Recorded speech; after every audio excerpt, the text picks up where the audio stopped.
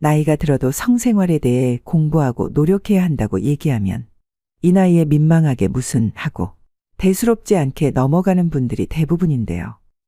젊었을 땐 체력도 뒷받침되고 성생활이나 육체적인 부분에 관심이 많이 가다 보니 자연스레 성에 대해 파고드는 부분이 있었죠. 하지만 나이가 들면 아무래도 기력도 떨어지고 기분도 예전만큼 나지 않아서 성생활은 나와 상관없는 일이라며 노력을 안 하시는 분들이 많습니다. 그래서 오늘은 여러분들의 행복한 노후 성생활을 위해 전문가들의 의견을 바탕으로 100세까지 건강하게 부부관계할 수 있는 방법에 대해 여러분과 이야기를 나눠보려고 합니다. 우리나라 100세 이상 인구가 2020년 기준으로 24,000명이라고 합니다. 그리고 2050년이 되면 10만 명을 훌쩍 넘어갈 거라고 하는데요. 동서고금을 막론하고 인간이 살아가면서 가장 원하고 바라는 것을 딱 두 가지로 압축한다면 어떤 게 있을까요? 아마도 첫째는 건강하게 장수하는 것과 또 한 가지는 남녀 간의 육체적인 사랑. 결국 쉽게 말해서 성생활을 몇 살 때까지 즐길 수 있는가가 화두가 아닐까 싶은데요. 여러분은 몇 살까지 성생활이 가능하다고 생각하시나요? 미국의 성과학자 알렉산더 박사는 100살까지도 성생활이 가능하다고 주장하고 성반응 연구로 유명한 마스터즈 박사 역시 80세가 넘어도 가능하다고 밝혔는데요. 2000년도에 일본 노인 400쌍을 대상으로 조사한 결과 응답자 60%가 85세까지 적어도 한 달에 한두 번은 성생활을 하는 것으로 나타났습니다. 당시 일본의 평균 수명이 85세 전후였음을 생각할 때 문자 그대로 죽을 때까지 가능한 것이 성생활인 것입니다. 현대의학이 발전하면서 인간은 단지 장수하는 것만으로는 성이 차지 않고 늘어난 수명만큼 삶의 질을 중요시하게 되었습니다. 그렇다면 우리가 80세, 90세, 길게는 100살까지 삶의 질을 더 높이는 성생활을 하려면 어떻게 해야 될까요? 첫 번째는 하루에 한 번은 무조건 세워주자입니다. 뭘 세우자는지 아시겠죠? 며칠 전에 60대 중반인 지인분이 나는 부인하고 각방을 쓰다가 이제는 아예 방을 하나 얻어서 밖으로 나왔다고 말씀하시더라고요. 그러면서 밖으로 나와서 살다 보니 뭐 아무런 생각이나 관심도 없고 이제 여자하고 어떻게 해야 되는 건지도 다 잊어버린 것 같다. 그 얘기를 듣고 무척 안타까웠는데요. 여러분, 요즘 60대가 노인이라고 생각하시는 분이 얼마나 될까요? 60 청춘이라는 말도 있죠. 얼마든지 팔팔하고 뭐든지 하실 수 있는 너무 좋은 나이인데 잊어버렸다며 벌써 포기하시는 모습을 보니 마음이 참 안 좋았습니다. 나이가 들면 아무래도 신체적 노화로 성기능이 떨어지게 되는데요. 심리적으로 위축되고 하다 보니 정상적인 성생활이 힘든 경우도 많습니다. 젊어서는 100m를 전력 질주할 수 있었고 밤새 놀아도 다음날 멀쩡하게 일상생활이 가능했지만 나이가 들면 마음처럼 이게 잘 안 되죠. 성생활도 마찬가지입니다. 그래서 오늘 제가 첫 번째로 무조건 세워주자라는 말씀을 드리는 겁니다. 왜냐하면 남성성이 죽어버리면 활력도 없어지고 자신감도 많이 떨어집니다. 세울 수 있다는 건 성적 흥분을 할 수 있다는 것인데요. 흥분이 되면 평상시보다 더 많은 혈액이 유입되면서 중요 부위가 커지게 됩니다. 그 말은 결국 혈액순환이 잘 된다는 걸 의미하는 것입니다. 혈액순환이 이렇게 잘 된다는 것은 결국 각종 세균으로부터 자신의 몸을 지켜줄 수 있는 아주 직접적인 원인이 되는 겁니다. 그래서 하루에 한 번, 이게 어렵다면 이틀에 한 번은 꼭 세워주셔야 됩니다. 그래야 중년을 넘어 노년의 남성성을 되찾을 수 있는 방법입니다. 두 번째는 배우자나 애인과 함께 노력하자입니다. 나이가 들어도 성욕이 있다는 것을 인정하고 상대방과 함께 노력해서 서로 부족한 점은 채워주되 너무 과도한 성지식이나 정보에 휘둘리지 말아야 합니다. 젊어서는 자극적이고 거친 음식도 부담 없이 먹을 수 있었습니다. 하지만 아무래도 나이가 들면 이런 음식은 소화하기가 힘드니 부드러운 음식만 찾게 되죠. 성생활도 마찬가지입니다. 젊어서처럼 사비비주의 성관계, 자극적인 성관계만 고집할 것이 아니라 자연스러운 스킨십, 정서적으로 교감할 수 있는 대화 등 성관계를 둘러싼 애정과 친밀감의 표현도 중요한데요. 나이 들어서도 남편이 너무 들이대서 힘들다고 하는 경우도 있습니다. 중년 이후에도 육체적으로 건강한 남편들이 늘어나다 보니 삽입 중심적인 성관계만 요구하는 경우도 많은데요. 이런 남편의 요구를 어디까지 받아줘야 하는지 고민하는 분들도 많다고 합니다. 성생활은 서로가 즐겁고 행복하자고 하는 것이지 절대 일방적인 욕구 해소가 될 수 없습니다. 서로 원하는 부분과 부족한 부분은 대화를 통해서 충분히 극복할 수 있는 부분이라고 생각됩니다. 남편도 아내의 몸에 대한 이해가 필요합니다. 폐경 이후 호르몬의 변화로 달라진 아내의 성적인 흥분을 어떻게 불러올 수 있을지 고민하는 것이 먼저입니다. 아내 또한 끊임없이 요구하는 남편을 주책이라 여기지 말아야 됩니다. 옛말에 남자는 젓가락들 힘만 있으면 할 수 있다는 얘기가 있죠. 남성으로서의 존재감을 인정해주는 것이 우선입니다. 세 번째는 귀를 잡아당기고 발바닥을 두드려주자입니다. 걷는 거 중요한 건 다 아실 텐데요. 그래서 많은 분들이 걷기의 중요성을 알고 실천하고 계시죠. 오늘은 걷기 말고 다른 걸 말씀드리고 싶습니다. 귀를 당기고 발바닥을 두드리면 정력에 좋다는 사실 알고 계셨나요? 성감대 중 하나가 바로 귀인데요. 우리가 나이가 들수록 호르몬이 감소되고 그것은 결국 성적인 감흥이 줄어든다는 건데 귀를 자꾸 잡아당기면 성호르몬이 더 많이 배출된다고 합니다. 귓불의 위쪽에는 작은 돌기가 있는데 이 돌기의 안쪽이 바로 남성 고환의 반사지점이라고 합니다. 따라서 이 지점을 자극하면 호르몬 분비가 원활해져 정력 증강에 한층 효과적이라고 합니다. 정력뿐만 아니라 귀를 당기면 모든 질병들이 사라진다는 말도 있습니다. 이름난 장수촌의 장수 비결 가운데 하나가 매일 밤마다 귀를 비비고 자극한 뒤 잠드는 것이라고 하는데요. 삼국지 유비도 귀가 어깨까지 축 늘어질 만큼 귀를 만졌다고 합니다. 날마다 엄지와 검지 두 손가락으로 귓불을 20번에서 30번씩 매일 잡아당겨 보세요. 정말 놀라운 일이 생길 겁니다. 눈도 맑아지고 소화 기능도 좋아집니다. 그리고 또 한 가지, 발바닥 두드리기인데요. 옛날에 전통 혼례를 치르면 신랑의 발바닥을 때리는 풍습이 있었죠. 신랑이 첫날 밤을 잘 치르도록 하기 위해서였다고 하니 우리 조상님들이 얼마나 지혜로웠는지 알만한 대목입니다. 발바닥이 쇠퇴하면 정력이 떨어진다고 합니다. 발바닥 중앙에 위치한 용처녀를 잘 다스리면 하루가 다르다고 하는데요. 발바닥을 자주 마사지해서 순환 기능이 좋아지면 전신의 피로가 쉽게 풀리며 중요 부위가 곧게 서는데 아주 탁월하다고 합니다. 발바닥을 자극하는 것만으로도 질병 예방과 정력 증진을 활성화시킬 수 있으므로 충분히 100세까지 건강한 성생활이 가능할 수 있습니다. 네 번째는 자신의 현재 상태를 명확하게 파악하고 해결하자입니다. 62세 남성 박 씨는 성생활에 관심이 있지만 발기부전으로 성생활을 못하는 시간이 길어졌습니다. 그렇게 혼자 고민하다가 용기를 내서 아내에게 자신의 상태를 얘기했습니다. 그 후 아내와 함께 비뇨기과에 방문해 진료를 받았는데요.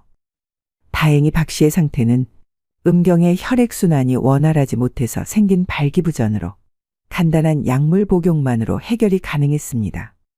그 이후 스킨십과 부부관계가 활발해지면서 제2의 신혼을 맞았다고 합니다. 여성분들의 경우 폐경기를 겪게 되면 여성 호르몬의 수치가 낮아져 성생활에 어려움이 생길 수 있는데요.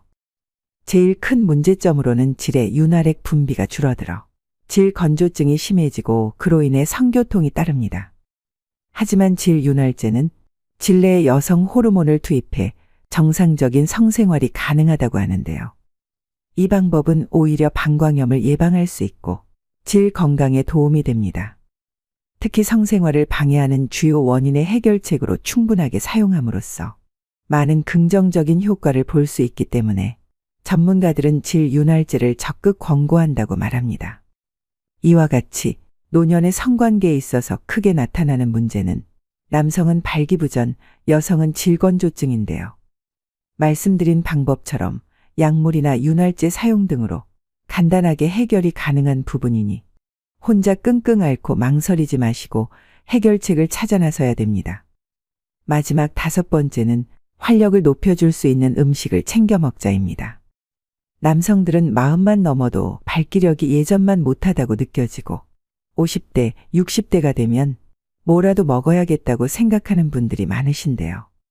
잃어버린 활력을 빠르게 찾는 방법에는 평소 어떤 음식을 먹느냐에 따라 좌우된다고 합니다. 힘이 약해지면 남편들은 괜히 아내 눈치 보게 되고 아내가 샤워하는 소리가 나면 무서워서 자는 척한다는 농담도 많이들 하시죠. 나이가 들면 온몸이 천근만근 무겁고 기운이 없습니다. 그래서 아픈 곳 없이 팔팔하게 살고 싶다고 소망하게 되는데요. 특히 남성분들은 아래 힘에서 그 차이를 더 크게 느낍니다.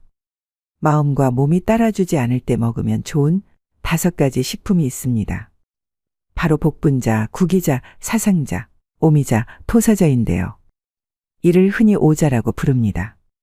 오자는 예로부터 남성의 활력을 돋우는 대표적인 원료로서 우리 선조들도 챙겨 드신 음식이라고 합니다.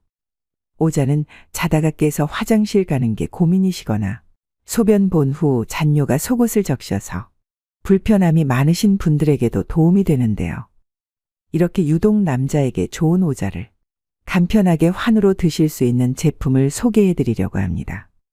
이미 많은 분들이 구매하신 맨피던스 110 제품입니다. 건강한 우수업체로 선정된 더앱에서 만든 오자환입니다.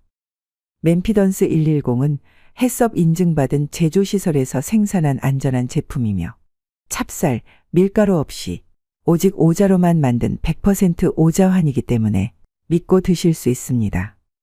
오자에 대해 좀 더 자세히 설명드리겠습니다. 먼저 복분자가 남성 활력에 좋은 음식이라는 건 모두 알고 계실 텐데요. 전통적으로 기력 회복이나 정력의 상징 같은 열매로 여겨져 왔고 항노화 식품으로도 잘 알려져 있죠. 구기자는 필수 아미노산을 비롯한 각종 영양 성분이 풍부합니다. 구기자 뿌리를 통과하는 물만 마셔도 장수한다. 대대로 장수하는 집은 구기자 나무가 그 집 우물에 뿌리 박고 있다는 이야기가 전해질 정도로 무병장수와 연관이 깊습니다. 사상자는 뱀이 누워 자는 침상이라는 의미로 뱀밥, 뱀도라시라고도 불리는데요. 몸이 찬 뱀이 사상자 밑에서 잠을 청하고 열매를 먹는다 할 만큼 따뜻한 성질을 지니고 있어 남성에게 좋은 원료로 꼽힙니다. 오미자는 오미자 나무의 열매로 눈은 밝게, 머리는 맑게 하며 원기 부족을 보여줍니다. 마지막으로 토사자는 천연 비아그라로 불리는 원료이기도 합니다. 이처럼 원기 회복과 활력 충전의 만능인 오자환을 안 먹을 이유가 없는데요. 잠을 많이 자도 아침에 일어나면 활력이 없는 분들, 만사가 귀찮게 느껴지시는 분들, 아래 힘이 빠지는 분들에게 3개월 정도 꾸준히 드셔보시길 추천드립니다. 맨피던스 110 구매를 원하시는 분들은 고정 댓글에 있는 링크를 클릭하시거나 인터넷 주문이 어려우시다면 1600-1916으로 전화 주문도 가능합니다. 많이 구매할수록 박스당 가격이 내려간다고 하니 주변 소중한 분들에게도 선물하시고 함께 드셔보시면 좋겠습니다. 여러분 어떠신가요?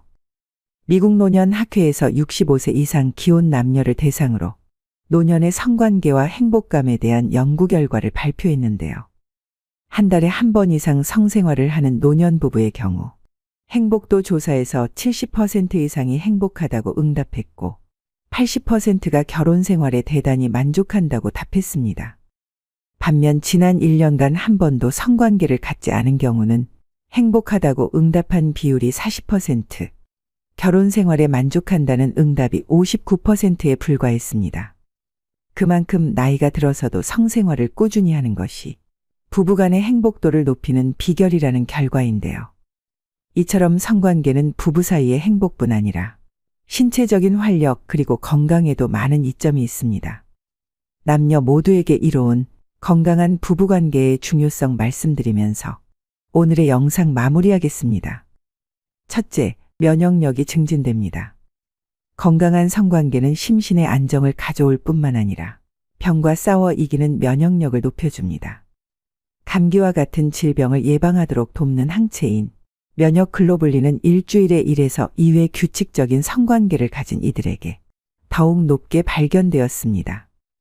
둘째, 수명이 연장됩니다. 남자의 정액은 여자를 행복하게 한다라는 명언이 있습니다. 정서적인 사랑에서 비롯된 육체적 관계가 남녀 모두를 즐겁게 하죠. 놀라운 사실은 정신적, 육체적으로 만족감을 주는 성관계는 염증을 감소시켜 사망률을 44% 낮춰주기까지 합니다.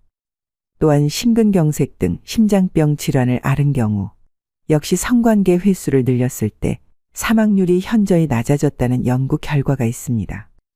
셋째, 노화가 방지됩니다. 건강한 성생활은 뇌를 자극해 기억력을 높이고 건망증, 치매 등의 발병률을 낮추는 데 도움이 됩니다. 스트레스를 완화해주는 엔돌핀 호르몬이 나오기 때문인데요. 또한 성장 호르몬을 촉진시켜 남녀 모두에게 이로운 운동이 될 수 있습니다. 남성의 경우 테스토스테론 분비를 높여 근력을 강화해주고 여성의 경우 에스트로겐을 활성시켜 뼈를 단단하게 해줍니다. 넷째, 숙면에 도움을 줍니다. 불면증에 시달리는 분들이라면 주목하세요. 건전한 성생활의 또 다른 이점은 바로 숙면을 돕는다는 것입니다. 엔도르핀 호르몬은 스트레스를 덜어주고 면역력을 높이는 것뿐만 아니라 긴장을 풀어줘 숙면을 할 수 있도록 영향을 주는데요. 특히 오르가슴 후 분비되는 옥시토신, 프로락틴 등의 호르몬의 경우 더욱 깊고 편안한 수면 상태에 들게 만들어줍니다. 다섯째, 이혼율이 저하됩니다. 어쩌면 당연한 이야기인지도 모르지만 통계적으로 건강하고 건전한 성관계를 하는 부부일수록 이혼율이 줄어든다고 합니다. 건강한 성생활은 정서적, 육체적으로 외도를 하지 않고 서로만을 바라보기 위해 최선을 다한다는 뜻이기도 하니까요. 가까운 만큼 자주 생기는 트러블을 극복하고 결혼 이후에도 서로에 대한 로맨스를 유지하기 위해 노력할 때 건강한 관계가 지속된다는 사실을 꼭 기억하세요. 오늘도 노후의 지혜와 함께 해주셔서 감사드립니다. 황금빛으로 무르익어가는 여러분의 지혜로운 인생을 언제나 응원합니다. 여러분은 나이가 들어도 몸 관리만 잘하면 건강한 노후를 맞이할 수 있다고 생각하시나요? 60대, 70대까지만 해도 그렇게 생각하고 자신의 몸을 돌보지 않았지만 80세가 되면 누구나 이렇게 된다고 합니다. 이제는 운동을 해도 소용없고 몸에 좋다는 약을 챙겨 먹어도 다 부질없다는 걸 깨닫게 됩니다. 60대, 늦어도 70대에라도 이것을 알았다면 다르게 살 수 있었을까요? 우리는 이른바 100세 시대에 살고 있습니다. 물론 100세 시대라고 해서 누구나 100세까지는 살지는 않습니다. 하지만 무병장수를 원하지 않는 사람은 아마 없을 것입니다. 여유로운 행복한 삶이 배제된 채 그저 오래 산다는 것은 연명 이외에 별다른 의미가 없다고 생각되는데요. 여러분은 다음 문항 중 몇 가지나 해당이 되시나요? 건강을 위해 몸에 좋다는 영양제는 한 움큼씩 챙겨 먹는다. 좋아하는 음식이지만 오래 살려는 마음에 먹고 싶은 걸 참는다. 건강을 위해서는 무리가 되더라도 매일 운동한다. 전부 맞는 이야기 아니야 라고 생각되시나요? 나이가 들수록 건강에 해로운 건 피하고 건강에 좋은 것은 꾸준히 실천하는 게 당연하다는 생각이 드는데요. 하지만 건강을 위해 참았던 일들이 80세가 넘은 사람이라면 자제할 필요도 무리할 필요도 없다고 합니다. 현재 우리나라의 노인 평균 수명은 80세 초반에서 중반을 웃돌고 있는데 문제는 80세가 넘어가면서부터 급격한 변화가 몰려온다는 것입니다. 80세 이후는 70대와는 완전히 다릅니다. 어제까지 가능했던 일이 오늘은 안 되는 상황을 수없이 맞닥뜨립니다. 컨디션 난조를 겪는 일도 잦아집니다. 리모컨을 어디에 뒀는지 기억조차 없는 황당한 상황을 자주 겪기도 하는데요. 배우자나 가까운 사람의 죽음을 경험하면서 하루아침에 고독이나 절망에 사로잡힐지도 모릅니다. 순식간에 생로병사의 거대한 벽이 거친 파도처럼 덮쳐오는 것이죠. 이처럼 80세의 거대한 벽을 제대로 넘지 못하면 노년의 생활은 말 그대로 지옥이 되는 겁니다. 반대로 말하면 우리가 이 80세의 벽을 잘 넘게 되면 행복한 20년의 노후를 보낼 수 있다는 얘기이기도 합니다. 여러분은 행복한 노후와 불행한 노후 어느 쪽을 선택하시겠습니까? 그래서 오늘은 먹고 싶은 거 다 먹고 하고 싶은 거 다 하고 살지만 105세의 나이에도 정정한 이씨 할머니에 대한 사연과 80세의 벽을 잘 넘는 방법을 7가지로 나눠서 알려드리겠습니다. 제가 모시고 살라니 이제 고집 좀 그만 피워요. 이러 없다. 늙음하게 내가 무슨 호강을 한다고. 아니 대체 혼자 왜 이러고 사시는 거예요? 올해 나이가 105세이신 이씨 할머니의 자식들은 속이 탑니다. 몇 년 전 아버지가 세상을 떠나고 홀로 남은 어머니가 너무 걱정입니다. 그래서 어머니를 모시고 살려고 집까지 새로 구했지만 어머니는 굳이 혼자 살겠다고 하십니다. 매 끼니마다 밥도 안 먹고 돼지고기만 먹고 그리고 건강에도 안 좋은 커피는 왜 이렇게 많이 마셔요? 그러다 진짜 큰일 나요. 그리고 할머니의 식습관도 문제입니다. 할머니는 매일매일 국도 밥도 없이 돼지고기 목살에 파랑 된장을 넣어 푹 삶아서 소금에 찍어 드십니다. 그리고 식후엔 설탕 2스푼 넣은 믹스 커피를 즐기시는데 한두 잔이야 그럴 수 있다 쳐도 이걸 하루에 10잔을 넘게 드십니다. 그러니 자식들이 걱정이 안 될 수가 없죠. 그런데 재미있는 건 할머니가 누구보다 건강하다는 사실이었습니다. 심지어 할머니보다 나이가 25살 어린 80세 딸보다 건강했습니다. 정작 엄마가 걱정이 되어 잔소리하는 딸은 여기저기 몸이 안 좋아서 절뚝이고 다녔지만 할머니는 딱히 아픈 데도 없고 활기가 넘치십니다. 그리고 요즘 할머니는 젊었을 때 못했던 한글 공부를 하십니다. 물론 혼자 독학으로 하셔서 글자가 삐뚤빼뚤이지만 그래도 자신이 좋아하는 노랫가락도 적고 그때그때 떠오르는 말을 메모해 놓습니다. 세상에 올 때 내 맘대로 온 건 아니지만 이 가슴에 꿈도 많았지. 이런 글로 시작하는 일기를 적기도 하십니다. 그렇게 한글 공부가 끝나면 할머니는 또 부지런히 외출을 하십니다. 근처에 있는 놀이터에서 소시적 잘 탔던 그네도 신나게 타시고 공원에 있는 운동기구도 타십니다. 공원에는 다리운동 기구에 팔운동 기구까지 없는 게 없습니다. 게다가 그곳에서 운동하러 온 동네 사람들과 이야기를 나눌 수도 있습니다. 단지 할머니가 나이가 많으셔서 다들 자식이나 손주뻘들이 많을 뿐입니다. 그런데 젊은 사람들도 하기 힘든 하체 운동을 105세 할머니가 하는 것을 보고 다들 놀라죠. 그리고 운동을 하고 돌아오는 길에 할머니는 꽃집에 들러 꽃구경도 합니다. 그리고 집 앞 마당 울타리 아래에 지나가는 사람들 보라고 심을 꽃도 몇 송이 샀습니다. 그리고 하루에 꼭 10시간을 주무시는 할머니는 취침 전에 라디오를 꺼내서 노래를 흥얼흥얼 따라 부르기도 하시면서 잠들기 전까지 즐겁고 행복한 시간을 보냅니다. 그렇게 할머니는 70년을 보낸 정든 집에서 떠나기가 싫습니다.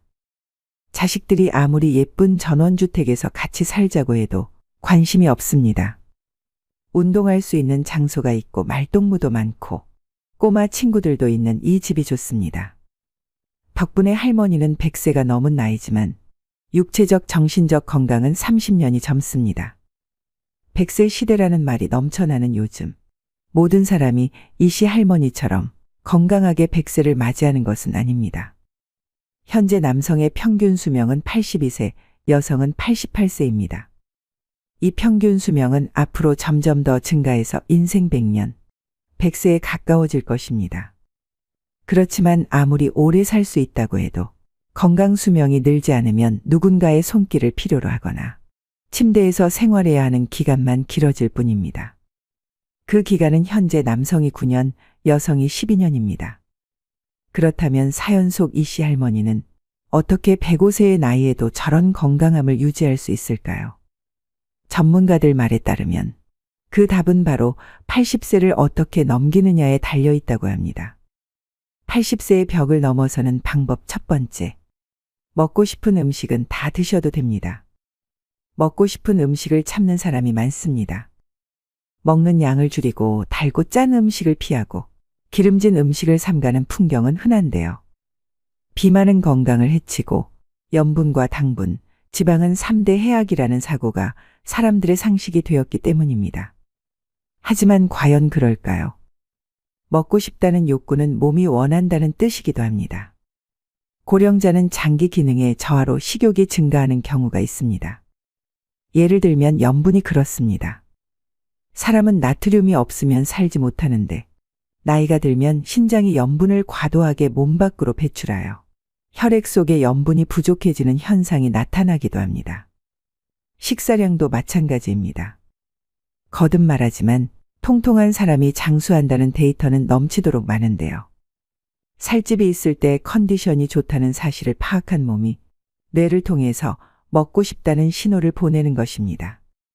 확실히 60대 정도까지는 지나친 염분 섭취나 과다한 체중이 건강을 해치는 원인이 되기도 합니다. 하지만 80세를 앞두고 있다면 이러한 상식은 일단 접어두셔야 합니다. 먹고 싶은 음식을 참으며 체중 조절하기는 스스로 수명을 깎는 행위입니다. 물론 억지로 섭취할 필요는 없지만 먹고 싶다 하는 생각이 들면 참지 말고 먹도록 해야 됩니다. 80세가 넘으면 노화에 맞서기보다는 나이듦을 받아들이는 삶이 행복한 길이라고 생각합니다. 85세가 넘어 사망한 사람을 부검하면 대부분 몸에서는 암이, 뇌에서는 알츠하이머형 병변이 발견된다고 합니다. 하지만 생전에 이러한 사실을 몰랐던 사람도 적지 않습니다.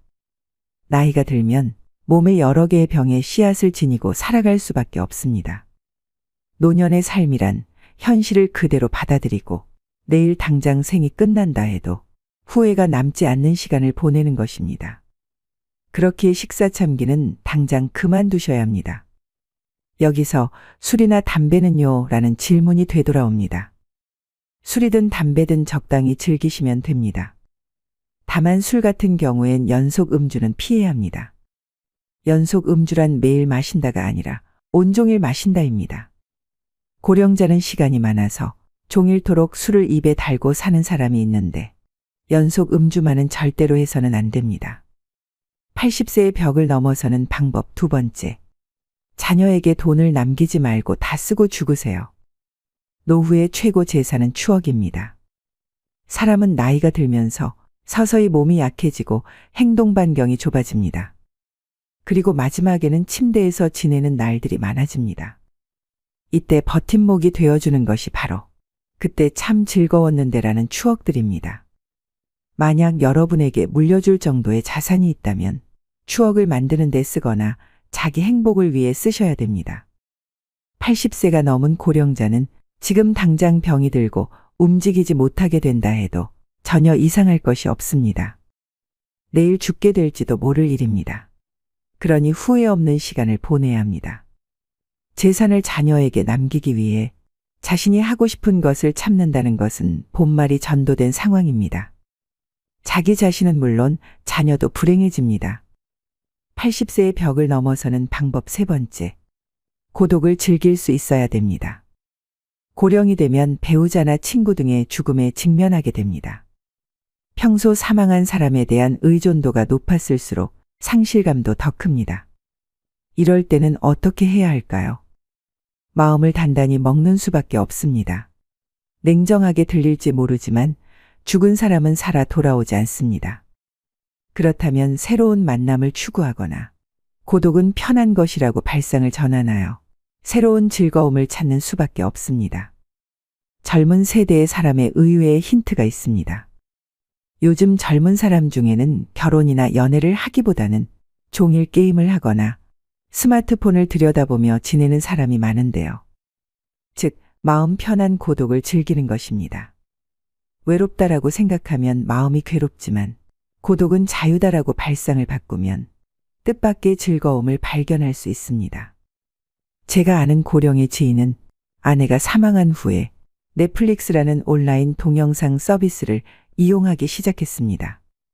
그분은 다 보지 못할 정도로 영상이 많아서 시간이 순식간에 지나간다. 아내가 무엇을 보고 싶어 하는지 신경 쓰지 않아도 된다. 보고 싶을 때 보고 자고 싶을 때 자니 마음이 편해서 좋다라고 말합니다. 80세의 벽을 넘어서는 방법 네 번째. 궁합이 맞지 않는 의사는 피하고 나만의 명의를 찾아야 됩니다. 의사를 선택할 때는 환자와의 궁합도 중요합니다. 80세를 맞이하는 고령자에게 병원과 의사는 매우 가까운 존재인데요. 진료받을 때마다 불편함을 느끼게 하거나 심리적 피로감이 들게 하는 의사라면 궁합이 맞지 않다는 뜻입니다. 지인의 어머니는 85세 때 두 번째 암이 발견되었다고 합니다. 그러나 더 이상 수술은 하지 않는다라고 결심하고 있었기에 의사에게 솔직히 말했더니 생각지도 못한 대답이 돌아왔습니다. 그럼 원하는 대로 하세요. 수술이 필요 없다면 제가 해드릴 치료는 없습니다라는 답변이었습니다. 이런 말까지 듣고 그 병원에 다닐 수는 없었습니다. 의사의 불섭생이라는 말이 있습니다. 의사가 자기 건강이나 신체에는 무관심하다는 뜻입니다. 거짓말 같은 참말로 많은 의사들은 환자에게는 약이나 검진을 권하지만 정작 본인은 원하지 않습니다. 물론 의사는 환자의 인생이나 건강이 어떻게 되든 상관없다고는 생각하지 않습니다. 당면한 병의 치료를 최우선으로 생각할 따름입니다.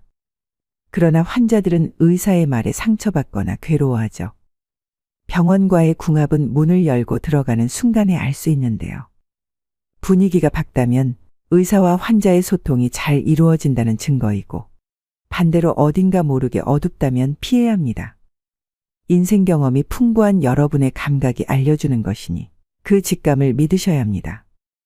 병원은 몸이 아플 때 가는 곳인 만큼 대화를 나누면 기분이 나아지게 해주거나 환자의 이야기를 진지하게 듣고 치료해주는 의사가 당연히 좋습니다. 널리 알려진 명의보다 나만의 명의를 찾는 일이 중요합니다. 내 마지막을 지켜주었으면 하는 생각이 든다면 최고의 궁합일 것입니다. 80세의 벽을 넘어서는 방법 5번째. 성욕은 자연스러운 것으로 부정하지 마세요. 유감스럽게도 나이가 들수록 성욕은 감소하는데요. 특히 남성의 경우에는 남성 호르몬이 줄어들기 때문에 눈에 띄게 떨어집니다. 여성의 경우에는 나이가 들수록 남성 호르몬이 증가해서 성욕이 다소 올라가는 사람도 있습니다. 성욕이 있다는 사실은 부끄러운 일이 아닙니다. 남성이든 여성이든 가능하다면 적극적으로 성생활을 하는 편이 좋습니다. 얼마 전 어느 신문 고민 상담란에 79세 남성의 사연이 올라왔습니다. 거의 날마다 자위하는 나는 비정상인가요? 라는 고민이었습니다. 정상입니다. 멋진 일이라고 생각합니다. 남성 호르몬이 충분히 분비되고 있다는 증거입니다. 즐길 수 있을 때 즐기지 않으면 손해입니다. 그리고 풍부한 남성 호르몬은 판단력이나 근력을 높여 젊음을 유지하는 데에도 도움이 됩니다. 여성도 마찬가지입니다. 성욕이 있는 사람도 있고 전혀 없는 사람도 있겠지만 이것은 그저 개인차일 뿐입니다. 80세의 벽을 넘어서는 방법 6번째. 할 수 있는 일은 포기하지 마세요. 할 수 있는 일을 계속 유지하는 것. 그 중에서도 으뜸은 운동입니다. 운동이 필요하다는 사실은 살면서 지금까지 귀에 딱지가 앉을 정도로 들었으니 충분히 이해할 것입니다. 하지만 그래도 하지 않는 사람이 있는가 하면 좋다고 해서 운동을 지나치게 하는 사람도 있습니다. 둘 다 바람직하지 않습니다. 적절한 운동을 기억하셔야 합니다.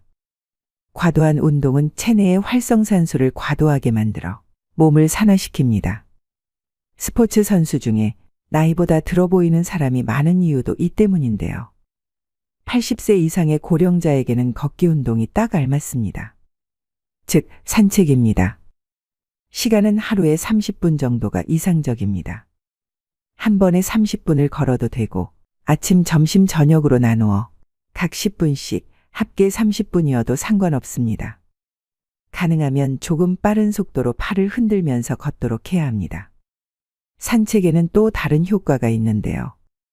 자연광을 쏘이면 세로토닌이라는 뇌내 물질이 분비됩니다. 이 물질은 행복 호르몬이라고 불리는데 마음을 안정시키거나 머리 회전을 좋게 만드는 역할을 합니다. 산책 이외에 청소나 세탁 같은 집안일도 훌륭한 운동이 됩니다. 이처럼 몸을 수시로 움직이는 일이 중요합니다.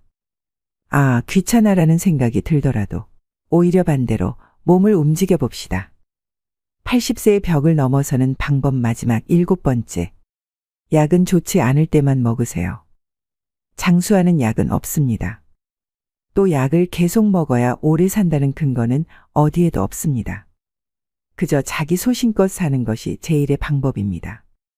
의사에게 수치가 높더라도 건강한 삶을 우선하고 싶다라고 말했는데 들어주지 않는다면 좋은 의사가 아닙니다.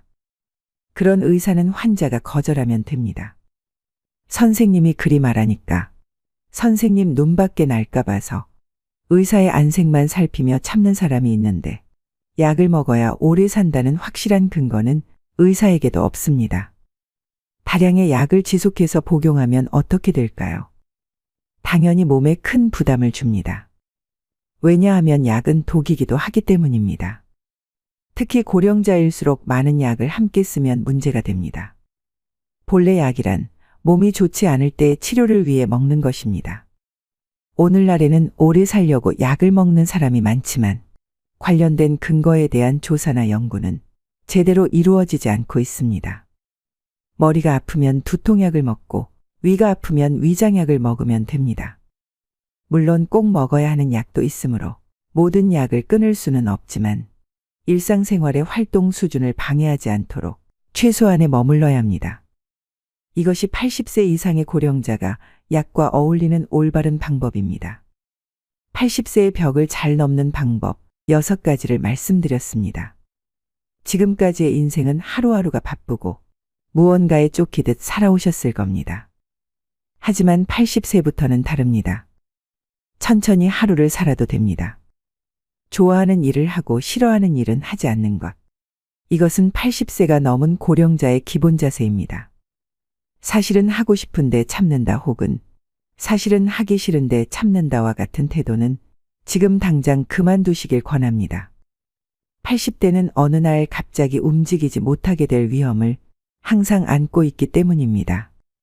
그때 할 걸 그랬다라고 후회하는 일이 없도록 해야 됩니다. 목표와 기한을 정할 필요도 없습니다.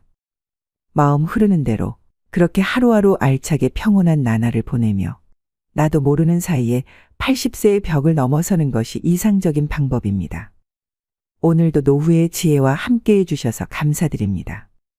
황금빛으로 무르익어가는 여러분의 지혜로운 인생을 언제나 응원합니다. 인생이 잘 풀리고 운이 열리는 얼굴이 되기 위해서는 반드시 이것을 알아야 합니다. 젊은 시절 아무리 부와 권세를 누렸어도 말년이 불행하면 의미가 없습니다. 젊어서 고생은 사서도 한다고 했지만 노년 시절 궁핍함은 인생에서 꼭 피해야 하는 3가지 중 하나로 꼽히는데요. 특히 노년기의 운은 건강과 직결돼 있기 때문에 더욱 그렇습니다. 젊은 시절 한나라를 쥐락펴락하다시피 했으나 말년운이 좋지 않은 사례를 보면서 더욱 나의 말년운에 관심이 갑니다. 여러분, 보통 정해진 사주팔자는 바꿀 수 없다고 하지만 관상은 예외라는 것 아시나요? 관상학에 따르면 인상을 바꿀 수 있다고 하는데요. 말년운이 좋은 관상은 따로 있다고 하지만 혹 그렇게 생기지 않았더라도 너무 걱정 안 하셔도 됩니다. 말년운이 좋아지는 얼굴로 만들면 됩니다. 그래서 오늘은 불을 불러오는 관상 만드는 방법과 말년운이 좋은 관상은 어떤 특징이 있는지 살펴보겠습니다. 지금이라도 내 얼굴을 짚어보시고 오늘부터라도 말년운을 관리하시길 바랍니다. 말년복을 불러오는 관상 만드는 방법 1번째, 윤기 있는 피부입니다. 굳이 관상이 아니더라도 인상학적으로도 얼굴에 윤기가 있으면 훨씬 젊어 보인다고 하는데요. 얼굴이 푸석푸석하고 윤기가 없고 늘어지거나 피곤해 보인다면 사람들이 좋아할 리가 없겠죠. 관상학이나 인상학이나 결국은 사람의 눈으로 보고 판단하는 것이라는 겁니다. 여러분, 부티나는 얼굴을 한번 연상해 보세요. 앞서 말씀드린 푸석푸석한 피부, 피곤해 보이는 윤기 없는 얼굴을 가진 사람과 매칭이 되시나요? 관상학적으로도 얼굴에 윤이 나지 않는다면 절대 성공할 수 없다라고 말을 하고 있습니다. 일반적으로 성공한 연예인들을 TV에서 보면 얼굴에 윤이 반들반들하죠. 성공한 부자들, 유명한 정치인들도 예외가 아닙니다. 피부가 반들반들 하다못해 빛이 반사될 정도입니다.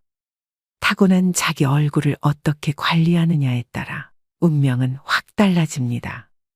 사람의 생김새는 취향에 따라 분명 차이가 납니다. 이목구비가 그리 조화롭지 못해도 하지만 얼굴에 윤기가 나면 잘생기거나 예뻐 보이기까지 합니다. 심리학에서는 첫인상 효과라는 것이 있는데요. 어떻게든 남에게 나의 이미지를 좋게 심어주는 것은 중요한 일입니다. 하여 첫인상을 좋게 만드는 최고의 수단이 바로 윤이 나는 피부를 만드는 것입니다. 두 번째는 생기 있는 얼굴입니다. 지인을 만나면 이런 말 한 번씩 하시죠. 무슨 일 있어? 얼굴이 왜 이렇게 힘들어 보여? 얼굴이 폈네. 무슨 좋은 일 있어? 이렇게 얼굴에는 우리의 마음이 다 드러나게 됩니다. 또 사람을 보고 끼가 많아 보인다거나 공부를 잘하게 생겼다거나 착해 보인다거나 이건 역시 얼굴로 그 사람을 판단하는 것입니다. 그렇다면 마음이 활기차고 자신감이 있다면 이 또한 얼굴에 반드시 나타나게 되겠죠. 이처럼 상학에서도 생기가 있는 얼굴, 사기가 있는 얼굴이라고 구분하는 것입니다. 항상 긍정적으로 모든 것을 좋게 보려고 생각하셔야 됩니다. 얼굴이 푹 사가 있는 사람과 친해지고 싶은 사람은 아마 없을 것입니다. 운은 항상 자신의 마음에 의해 만들어지고 이 마음은 좋은 운이 생성될 때 가장 먼저 얼굴에 나타난다 하여 상학에서는 운이 다해지는 사람, 운이 하강하는 사람, 죽음의 그림자가 드리워지는 사람은 미간과 이마, 광대가 탁해진다고 하고 운이 살아나고 번영할 사람은 그곳에서 빛이 난다고 합니다. 되도록 나쁜 마음을 떨쳐버리셔야 이렇게 얼굴에 생기가 생겨 여러분의 운이 트이게 되는 것입니다. 세 번째는 미간을 피셔야 합니다. 관상학에서 미간은 행운이 들어오는 통로라고 했습니다. 미간을 찡그리면 대문을 잠그는 것과 같아 행운이 들어오지를 못합니다. 미간에 주름이 있다면 아침에 일어나서 엄지손가락으로 미간을 문질러 펴줘야 합니다. 그러면 뭉쳐진 근육이 풀리면서 어느 순간 미간이 환하게 펴지게 됩니다. 또한 근본적으로 미간을 펴는 가장 좋은 방법은 웃는 것입니다. 긍정적인 생각과 좋은 행동을 하면 자연히 미간이 펴집니다. 사소한 일이라도 즐거움을 부여해 웃으셔야 됩니다. 또 항상 상대에게 은은한 미소를 띄우셔야 됩니다. 심리학적으로도 웃음을 띤 얼굴이 그렇지 않은 얼굴보다 호감도가 훨씬 뛰어나다고 수도 없이 발표되었는데요. 이것이 운을 얻는 최고의 수단입니다. 즉 미간을 펴야 인생도 펴집니다. 네 번째는 입꼬리를 올리셔야 됩니다. 입은 모든 물길이 모이는 바다이고 입술은 바닷물을 가두는 제방이라고 했습니다. 이런 제방은 물보다 높이가 높아야 합니다. 입꼬리가 위로 향하는 것은 제방이 물보다 높아 물이 넘쳐나지 않는 것과 같습니다. 반면 입꼬리가 처지면 제방이 터져 물이 넘쳐 흐르는 것과 같지요. 평소 좋은 생각을 하고 자주 웃으면 볼 근육이 발달해 양쪽 입꼬리가 위로 올라가게 돼 있습니다. 반면 부정적인 생각과 우울한 마음을 가지면 볼 근육 대신 이마와 미간에 부정적인 근육이 발달하게 됩니다. 따라서 입꼬리가 처지고 이마와 미간에 주름이 생겨 부정적인 사람이 됩니다. 입꼬리를 올리면 행운을 머금고 있어 행운이 빠져나가지 못하게 됩니다. 말년운을 부르는 관상 만드는 방법 4가지를 말씀드렸습니다. 관상학자들이 말하는 나쁜 운을 좋은 운으로 바꾸는 개운의 방법은 의외로 간단합니다. 항상 편안한 마음으로 사물을 긍정적으로 바라보고 생각하는 것. 그렇게 하루 이틀 정진하다 보면 나도 모르게 관상이 바뀌게 되고 결국 운명까지도 바뀌게 됩니다. 화와 복은 문이 따로 없으며 오직 사람이 스스로 불러들인다고 했습니다. 자신의 얼굴과 운명은 스스로 만들어 나가는 것입니다. 물론 처음에는 어렵겠지만 이를 습관화한다면 분명 좋은 운이 들어올 것이며 부귀와 공명 또한 얻게 될 것입니다. 이 작은 변화만으로도 여러분의 운은 좋아질 수 있다는 점을 명심하셔야 됩니다. 얼굴로 모든 것을 꿰뚫어 보는 천재 관상가의 이야기를 다룬 영화 관상에서는 시종일관 얼굴 하나만으로 사람의 성격과 미래를 점쳤고 그것은 절대 빗나가지 않았습니다. 과연 내 관상은 어떨까? 평소 이런 궁금증을 가지시는 분들이 많을 거라고 생각되는데요. 관상학에서는 인간을 소우주로 봅니다. 그래서 겨우 눈, 코, 입이 들어가는 작은 얼굴 속에도 하늘, 땅, 별, 해 등을 의미하는 부위가 있습니다. 모든 것이 조화롭고 자연스러워야 세상이 잘 흘러가듯 얼굴도 각 부위가 조화롭고 자연스럽게 자리를 잡아야 좋은 관상인 것인데요. 그렇다면 복 있는 관상, 장수하는 관상은 무엇일까요? 먼저 이마입니다. 관상학에서 하늘을 뜻하는 것은 사람의 이마입니다. 그래서 이마가 훤하게 넓고 두상이 둥글면 하늘의 기운을 잘 받았다고 봅니다. 하늘의 기운은 조상의 음덕을 말합니다. 태어날 때부터 많은 것을 타고났다는 말입니다. 이마가 잘생겼다면 초년에 큰 어려움 없이 재능, 건강, 재물, 강한 정신력 등을 물려받았다고 봅니다. 이마 가장자리의 생김새도 중요합니다.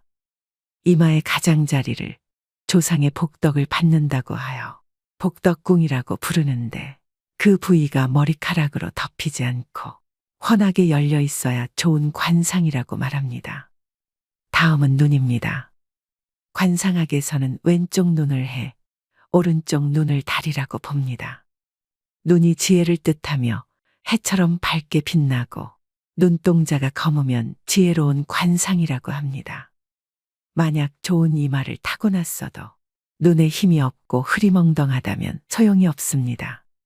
조상에게 좋은 음덕을 받았더라도 지혜가 없어 그것을 다 날리는 꼴인데요. 유력 인사들을 보면 하나같이 눈빛이 강하고 밝게 빛납니다. 또 눈과 눈썹은 멀수록 좋고 눈썹이 높으면 출세와 명예가 높아집니다. 눈썹이 진하면 체력이 좋으며 말년에 문서복과 부동산복이 늘어납니다. 또 눈썹이 좋으면 귀인의 도움을 받을 수 있으므로 어려움을 잘 극복하는 다복한 말년이 예상됩니다. 그 다음은 코입니다. 코는 산과 같습니다. 높은 산맥처럼 힘있게 우뚝 솟은 것이 좋습니다. 또한 오장육부를 상징하고 있기 때문에 실하고 풍대한 코가 좋은 코라고 보는데요. 장수하는 어르신을 보면 대부분 코가 큽니다. 코가 작다는 것은 오장육부가 약하게 태어났다는 뜻이고 수명이 짧을 수 있으므로 건강관리를 잘해야 합니다. 코가 크고 높으면 자존심이 강하고 스스로 무엇을 하고자 하는 욕구도 강합니다. 다음은 광대뼈입니다. 코가 산이라면 광대뼈는 바위를 뜻합니다. 덩그러니 우뚝 솟은 산은 모진 풍파를 맞지만 양옆에 바위가 있으면 덜한데요. 코가 자신이라면 광대뼈는 옆에서 도와줄 조력자입니다. 배우자, 가족, 친구, 이웃, 직장 동료 등을 의미합니다. 그래서 코 못지않게 광대뼈의 모습도 중요합니다. 관상학에서는 광대뼈를 광골이라고 하며 이 광골이 둥글고 앞으로 발달되어야 좋다고 봅니다. 만약 광대뼈가 옆으로 발달하면 코와 멀어지는 형상이어서 가까운 사람에게 배신을 당할 수 있습니다. 코가 높고 광대뼈도 적당하게 발달해야 가정도 편안하고 사업도 번창하는 좋은 관상입니다. 다음은 입입니다. 윗입술보다 아랫입술이 도톰하고 입이 크면 좋은 관상입니다. 입술이 도톰하고 뚜렷하면 말년운이 좋다고도 합니다. 입꼬리가 약간 올라가도 좋은 관상인데요. 이마가 의미하는 조상의 음덕을 그릇으로 고스란히 바치는 꼴이기 때문입니다. 올라간 입꼬리는 조상의 음덕을 말년까지 두고두고 누리는 것을 의미합니다. 인중이 길면 수명도 길고 말년이 편안하며 자손도 번성한다고 하는데요. 또한 인중이 길면 인내심도 강합니다. 인중이 좁고 짧고 얕은 사람은 그릇이 작고 이해심이 부족합니다. 말년의 기력이 약해져서 건강 관리를 잘해야 하고 자식과의 연이 적습니다. 만약 여러분들 중에 입이 빈약하다면 웃을 일이 없다고 하여도 꼭 많이 웃기를 바랍니다. 입은 중년과 말년의 모든 복을 담는 그릇이 되기 때문입니다. 다음은 턱입니다. 턱은 나의 인생을 떠받쳐주는 역할을 하고 재산을 모으고 축적하는 곳인데요. 땅 부자 중에는 턱이 잘 발달된 사람이 많습니다. 약간 각진 듯 둥근 턱이 좋은 턱으로 여겨집니다. 턱의 두께는 살이 많으면서 탄력이 있어야 좋고 턱 주위가 둥글어 마치 U자형처럼 풍만하고 여유 있게 보이는 턱이 좋은 턱입니다. 턱은 집터와 같기 때문에 좌우 아래가 넓고 크고 두껍고 단단할수록 좋습니다. 이런 턱은 노년의 풍요로운 삶을 영위할 수 있고 아랫사람들이 잘 따르게 됩니다. 관상학에서는 턱은 노복궁이라고 하며 주위 사람들이 나를 얼마나 믿고 따르고 도와주느냐를 보는 부분이기도 합니다. 따라서 턱이 넓고 크면 내가 부릴 수 있는 사람, 나를 따르는 사람이 많다는 의미가 됩니다. 즉 한마디로 아랫사람의 덕이 있고 자녀도 효도하게 됩니다. 반면 턱이 좁고 작으면서 약하면 내가 부릴 수 있는 사람, 나를 따르는 사람이 없어 어떤 일이든 나 혼자 해야 합니다. 또한 뺨 아래가 움푹 파였거나 뾰족하면 경제적 어려움을 겪으며 주위 사람들이 나에게서 멀어져 외로워집니다. 이마가 다소 어둡고 좁고 탁하더라도 코와 광대뼈 그리고 턱이 둥글게 잘 발달돼 있다면 유년기의 생활은 비록 어렵게 보내도 중년기 이후의 삶은 좋아집니다. 다음은 귀입니다. 귀는 크고 작고가 중요하지 않습니다. 윤곽이 뚜렷하고 뾰족하지 않은 둥근 귀, 두꺼운 귀를 좋은 귀로 봅니다. 귀의 윤곽이 뚜렷하다는 것은 그만큼 의지력도 강하다는 것을 나타냅니다. 중간에 포기하지 않고 일을 추진한다는 말인데요. 또한 귀가 둥글면 총명하다고 여깁니다. 귀가 뒤집어진 사람은 자존심이 세거나 욕심이 많을 가능성이 크다고 봅니다. 오늘의 영상 어떠셨나요? 나이가 들어가면서 자신의 삶과 인품이 얼굴을 통해 나타나게 됩니다. 얼굴은 인생의 성적표입니다. 늙을수록 얼굴에 웃음이 그려져야 합니다. 그래야 좋지 않았던 인상도 좋은 관상으로 바뀔 수 있게 되는 것이죠. 나이 들어 얼굴에 짜증과 불만, 우울을 담고 있다면 여러분 인생의 낙제점을 모두에게 공개하는 것이 됩니다. 이만큼 살아왔으니 마음은 이만큼 넓어지고 따뜻해졌다는 것을 우리는 얼굴의 표정으로 말할 수 있어야 합니다. 오늘 말씀드린 말년복을 불러오는 관상 만드는 방법을 꼭 실천하셔서 먼 훗날 여러분의 얼굴에 그려질 모습들이 따뜻하고 넉넉하기를 바라봅니다. 사람의 운명을 과연 어떤 것이 갈라놓겠느냐고 생각할 수도 있지만 분명한 것은 아주 작고 사소한 무언가가 변화를 만들며 이 작은 변화만으로도 여러분의 운명은 좋아질 수 있음을 명심하시길 바랍니다. 오늘도 노후의 지혜와 함께 해주셔서 감사드립니다. 황금빛으로 무르익어가는 여러분의 지혜로운 인생을 언제나 응원합니다.